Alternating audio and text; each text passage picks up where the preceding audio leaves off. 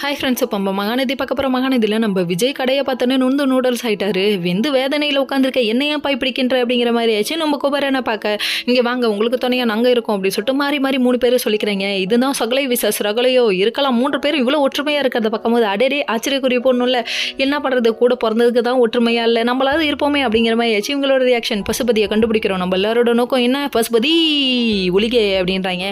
சரி கண்டுபிடிச்சு நீங்கள் பார்த்துக்கலாம்ப்பா அப்படிங்கிற மாதிரி. அந்த டைம் பார்த்து கங்கா வந்து நிற்க பார்த்தோன்னே ஷாக் ஆகிட்டாங்களாம்மா. ஷாக் ஆக்குற இதெல்லாம் தெரியக்கூடாதுன்னு நினச்சா கடைசியில் தெரிஞ்சுக்கிட்டே அப்படிங்கிற மாதிரி. அம்மா ஷாக் ஆகிடாத, மறுபடியும் வயிறு வலி வந்துட போகுதுன்றாங்க. கடைசியில் பார்த்தா பொறுமையாக அப்படியே ரிலாக்ஸாக வச்சு சொல்லி புரிய வைக்கிறாங்க. அதுக்கப்புறம் நம்ம காவேரி பக்கத்துலேயே இருந்து பார்த்துட்டு இருக்காங்க.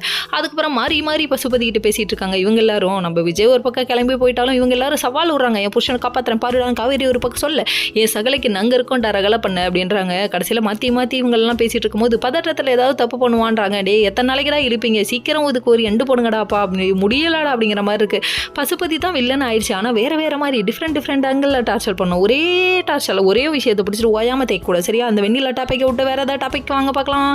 சரி கொண்டு வந்தீங்கன்னா கொஞ்சம் நல்லா இருக்கும் அப்படிங்கிற மாதிரி ஆயிடுச்சு. சரி இதெல்லாம் ஒரு பக்கம் இருக்கு.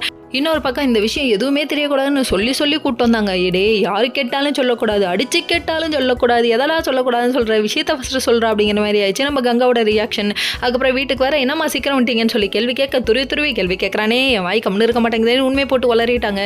இதை கேட்டோன்னே பல லட்சம் போட்டு பண்ணியேடா, இப்படி பண்ணிட்டீங்களேடா அப்படி இப்படின்றாங்க. கடைசியில் பார்த்தா இதுக்கெல்லாம் காரணம் பசுபதி தான் சொல்ல. பசுபதி என்னப்பா பண்ணான்னு சொல்லி கேட்க என் குடும்பத்தையே அழிக்காம விட மாட்டான் போலன்னு சொல்லிட்டு ஃப்ளாஷ்பேக்கில் புட்டு வச்சிட்டாங்க. டே ஆக மொத்தத்தில் விஜய் பேரை தப்பாக தான் நீங்கள் கொண்டு போவீங்களாடா, ஆல்ரெடி விஜய்னாவே காண்டாங்கிறாங்க. இதில் இதை வேற கேள்விப்பட்டு ரொம்ப கொதிக்கிறாங்க இவங்க. Okay friends, next